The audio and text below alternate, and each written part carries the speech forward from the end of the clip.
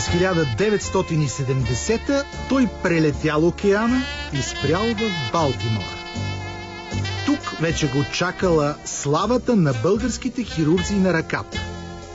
Тяхното добро име преодоляло с финт студената война.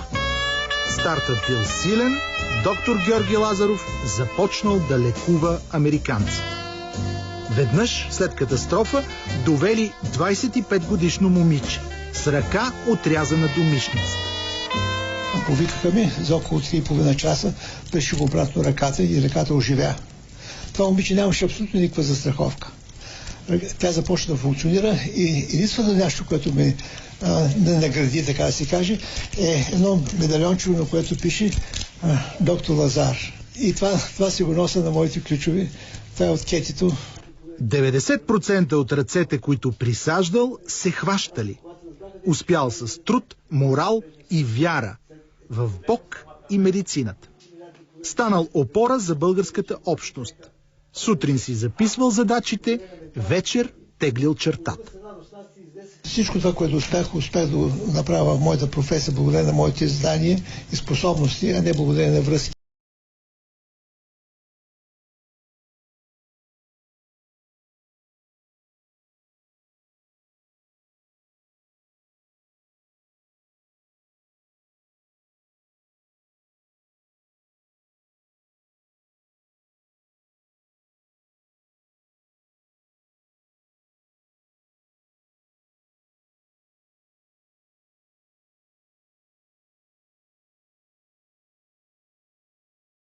Произведение номер 8. Сюита за народен оркестър.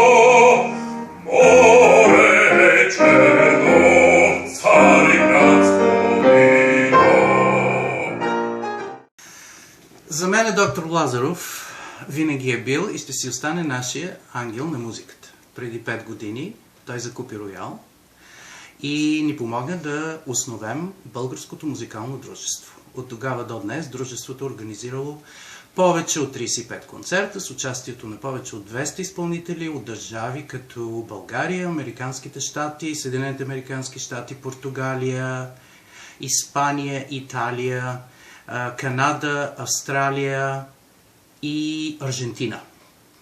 Искам да спомена също имената на някои от тези изпълнители, феноменалните български музиканти, професор Милена Молова, Теодоси Спасов, Стефка Естатива, квартета Харингтън и много други.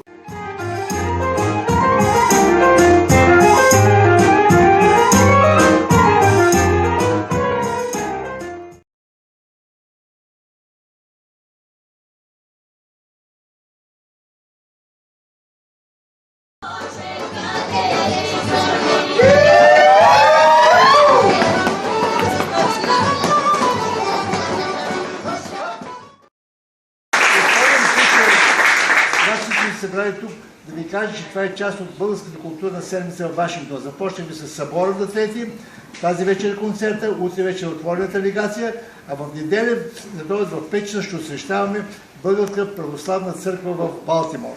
Църквата построихме аз и Ана, моята съпруга.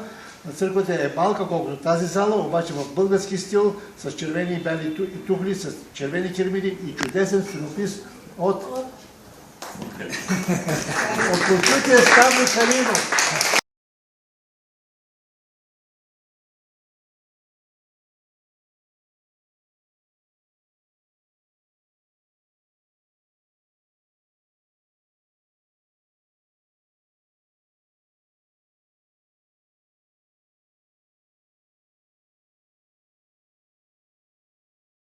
Тази годишния носител на нашата награда на Центъра на българската общност е доктор Лазаров.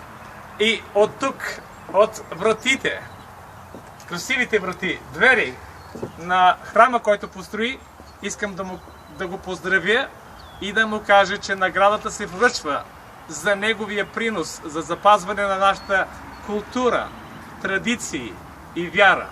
И по-голямо доказателство от този храм за неговия принос просто няма. Благодаря ти, докторе.